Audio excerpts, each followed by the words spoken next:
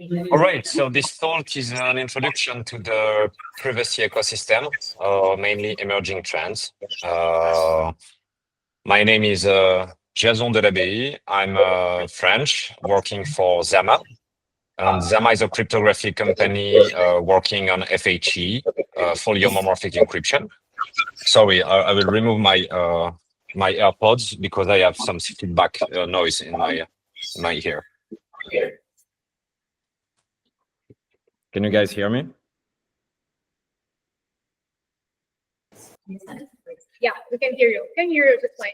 All right. Sorry. So I'm the ecosystem lead at Zama.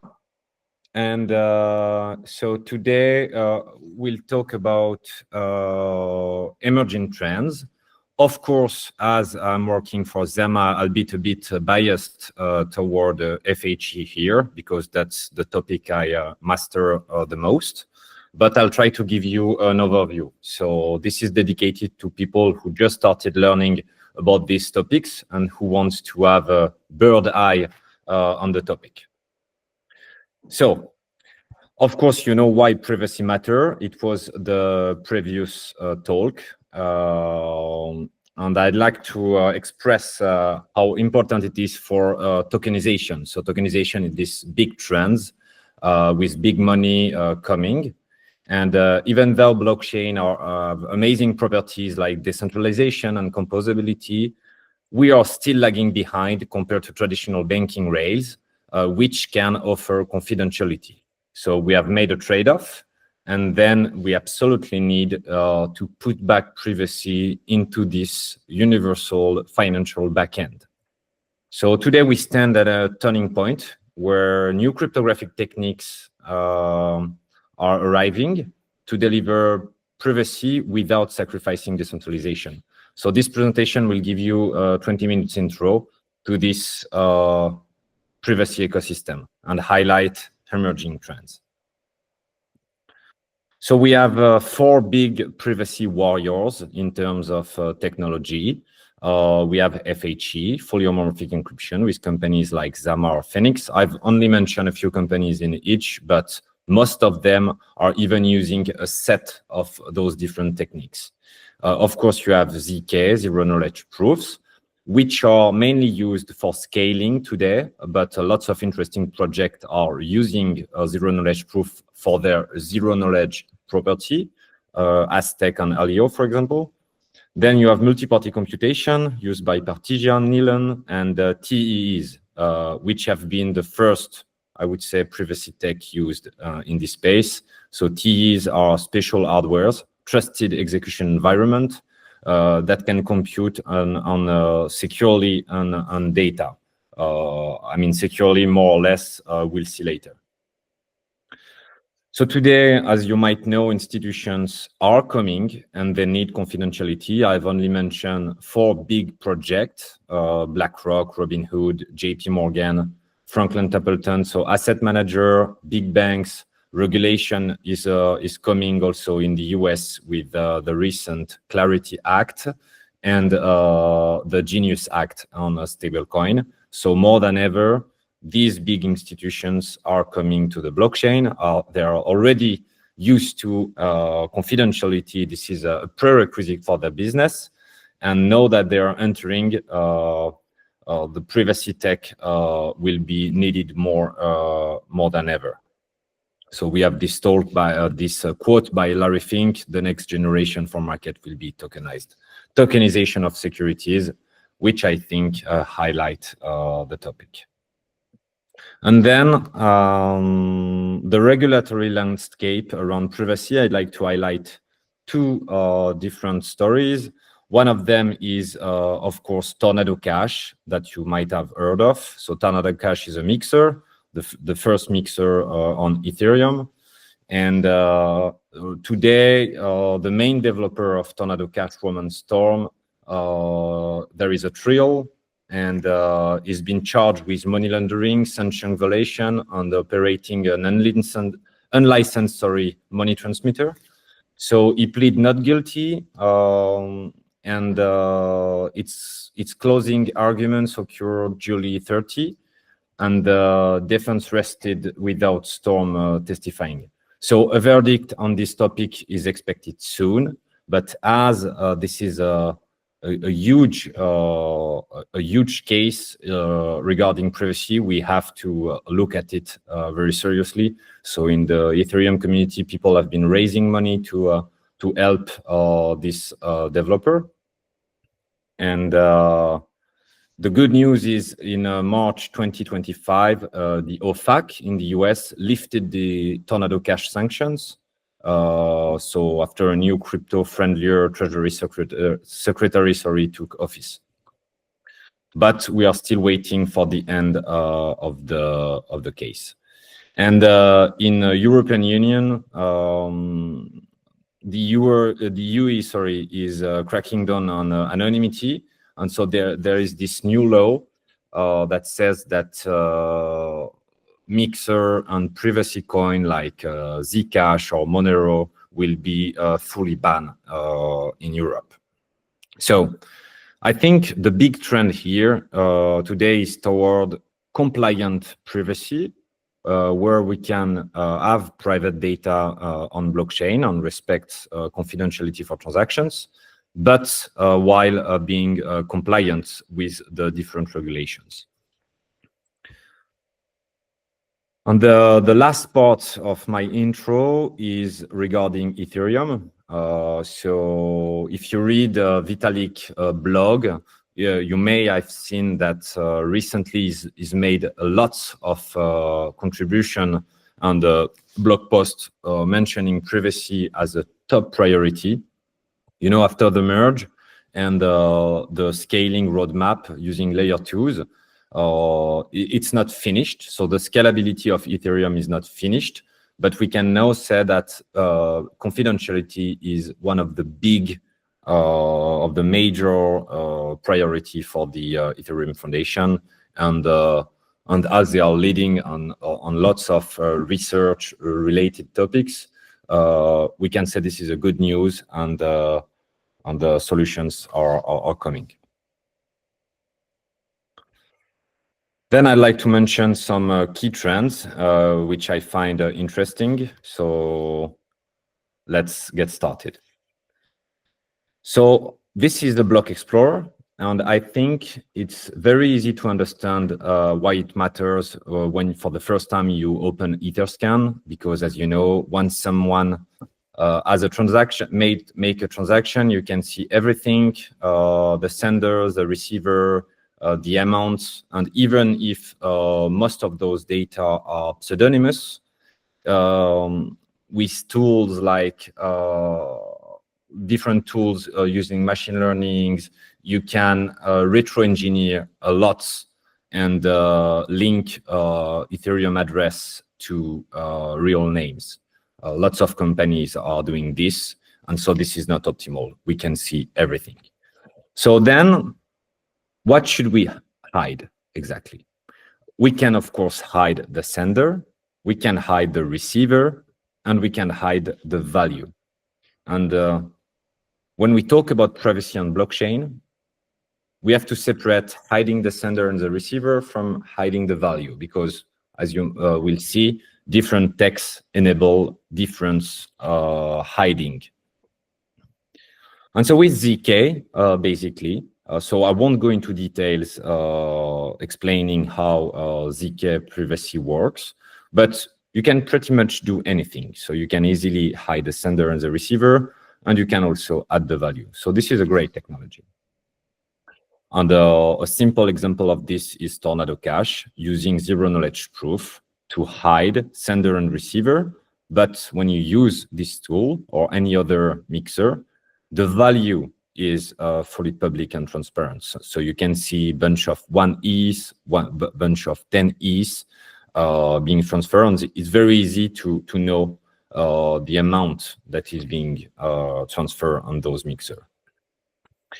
And with FHE, which is another the cryptographic primitive we are working on at Zama, we can very easily hide the value. So we can also hide the sender and the receiver, but we are more focused today on the value. So it means that everybody can see who is transacting with whom. So we don't hide the social graph of transaction, but we hide the value. So instead of having a plain text value, you'll have an encrypted value that only the sender and the receiver will be able to decrypt in a transaction. So let me explain a little bit more about how FHE works. It's quite easy. So as a client, as a mobile phone, a computer, you can encrypt some data. You send it on a cloud, on a third party, or on a blockchain, and you can do some computation on it without this third party being able to read the data. So it does the computation, then sends it back to the clients, and with the same private key that he used to encrypt the data, he can decrypt the results. And this guy on the right cannot do anything. He can only compute the data properly. So this is quite easy to understand. And with so our solution at Zama is called the Zama protocol, and we can plug it to any blockchain. So we are currently on Sepolia, the testnet of Ethereum, but very soon we'll move to mainnet and then to all the layer 2s, EVMs, and all the blockchains, all the different blockchains where privacy is needed. So it's the big property is that it's fully composable because the data stay on chain, and composability is this Lego-like feature which makes blockchain amazing for a financial backend.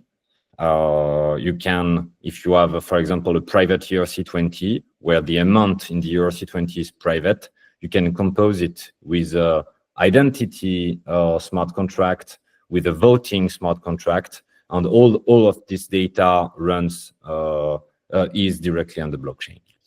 And of course, it's end-to-end encrypted. Another cool feature is that you can have selective disclosure. And so it means that I can give to anyone, including the regulator, the right to decrypt some data. So if you want to tokenize an asset that requires some confidentiality, you can give a right to your regulator to decrypt the data when needed. So in this sense, we call it compliant confidentiality because technically it's a backdoor, but it's not really a backdoor because it's more a front door, because anybody can see on a smart contract that a regulator entity has the ability to decrypt it. And lastly, this only requires some solidity. So you just, instead of having integer, you're manipulating. Integer, there are transparent data on the blockchain. We have a new data type called EUINT, encrypted integer, which means that when you create your smart contract, you just have this new variable. And when you send a transaction, send a token to someone, instead of having an addition and a subtraction on a balance, you have a homomorphic addition, tfhe.add, and a homomorphic subtraction, tfhe.sub here. This is just new operation that you can use in order to make. So it's quite easy for the developer. It doesn't need to learn a new programming language, doesn't need to learn complex cryptography. You can start with the tool he's already using. So the big use cases of all the tech, not only Zama, but also ZK-based privacy and TEs, etc. Or endgame in finance is to do confidential settlements. So you can tokenize real-world assets and have the settlement directly on the blockchain. You can think, so today we have mostly tokenized money in the form of stablecoins, but we are tokenizing money market funds, then private debts, then private equity comes. But all these other asset classes, most of them require some confidentiality. Otherwise, they won't be able to use the blockchain as a backend infrastructure. Of course, payment, because if you can encrypt the amount, then you can use a stable coin to pay a supplier at the other across the globe without paying the traditional financial system fees. And it's very easy to do. So, as I said, I'm a little bit biased, and we believe that FHE has all the properties required for to be a good privacy solution. It's secure, post-quantum, it's scalable, it can keep this amazing property of confidentiality. You can build compliance into the smart contract.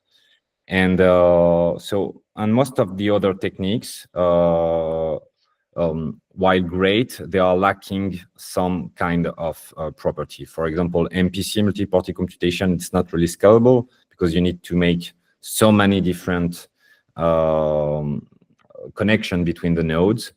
Mixer, of course, most of them are not compliant. You cannot compose. And more generally, it's very hard, or I would say harder, because it's possible to have composability using ZK, because you need to generate proof off chain and then to verify them on chain. And so it's harder to work on a shared private state. I think Aztec can do it, and they did the presentation before. So I'm not a specialist here, but I know that it's a little bit harder than what we do in FHE. And then TEs, the big problem is that they are not secure enough. You can break them using multiple techniques. So if you want to secure billions of dollars of financial assets, it might not be a very good solution. Then I'd like to mention a few projects that I find really interesting. I could have chosen among, like, I don't know, hundreds of different privacy projects, but we'll focus on four big use cases. So one of them is compliant mixers. So I said earlier that mixers are not compliant. That was not really true. As we are saying, new privacy pools, mixer with built-in compliance. So users can still enjoy anonymity, but they can also generate a zero-knowledge proof to show that their funds don't come from a blacklist. And most of the blacklists are public, and you can generate this proof. And so the idea has been proposed by Vitalik himself, and is to let honest users opt out of the bad anonymity set, preserving privacy without helping the criminals. So it's very early stage, but it's very powerful, and it could become the model for how mixers survive in such a regulated world. So check it out, privacy pools, and check the blog post by Vitalik on it. Then, still using zero-knowledge proofs is, of course, identity. There are dozens of identity projects, and many apps need to know something about their user. For example, are you over 18, not sanctioned, a unique person, without revealing their full identity. And we have seen recently that so many hacks happen into KYC databases of Web2 players that this technology has a bright future. So projects like WorldCoin, ZK Passport, Polygon ID, they use zero-knowledge proof to do exactly that. For example, with your World ID, the app by WorldCoin, you can prove that you are a unique human without revealing your name, your face, or wallet. And this is the same idea with KYC credential. You can prove you are compliant without doxing yourself. So this is a critical for things like CBIL protection, private airdrop, if you don't want to be CBIL'd, or on-chain age verification, while preserving privacy. So this is great. Another topic, a little bit more tech, but I'll try to explain. So this one is using TEEs, Trusted Execution Environment. And so those are hardware secure enclaves where code can be run privately. So I said earlier that it was not really secure for billions of dollars, but it's very good for some cases. So, for example, Flashbot, sorry, the research company doing block building auctions on Ethereum. They have this project called Suave. It's building, so until the goal is to remove MEV. So MEV, as you might know, is the official name for front running, back running, reorganizing all the transactions to extract a maximum of value from the user when the blocks are being built. And using Suave and TEs, the goal is to create encrypted mempools, which means that when the transactions are not have not landed on a block, everything remains encrypted, and you cannot extract value using MEV strategies and MEV bots. So it's like running a smart contract. Sorry, it's like running smart contracts inside a black box. The output is public, but the logic and inputs are confidential. It's still early, but if it works, Suave could redefine block building on Ethereum with privacy and fairness by design.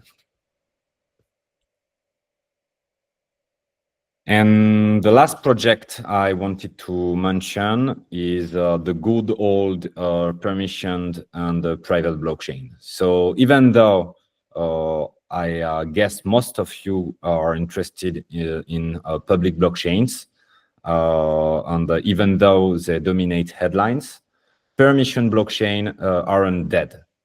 They have just evolved. And one interesting project is called Canton Network. So it's one of the most serious example today. So it's privacy preserving network for institutions built by a company called Digital Assets. And it allows smart contracts with a selective data visibility. So only the involved party can see the transaction, not the whole networks. And today there are lots of major financial players using Canton. And it's used today for real money operation, for example, repo, and it's already in production. And I don't have the settlement numbers, but they are huge in billions. So it's not dead. And there are players like Goldman Sachs, BNP Paribas, Deutsche Börse, lots of big names in traditional finance. It's not testnet this time. It's live and it's scaled. So the takeaway here is pretty simple. Privacy is non-negotiable for financial institutions, and permission networks are still part of the equation. So I believe that they will also be a big part of our future. Thank you very much. That was the end of this presentation.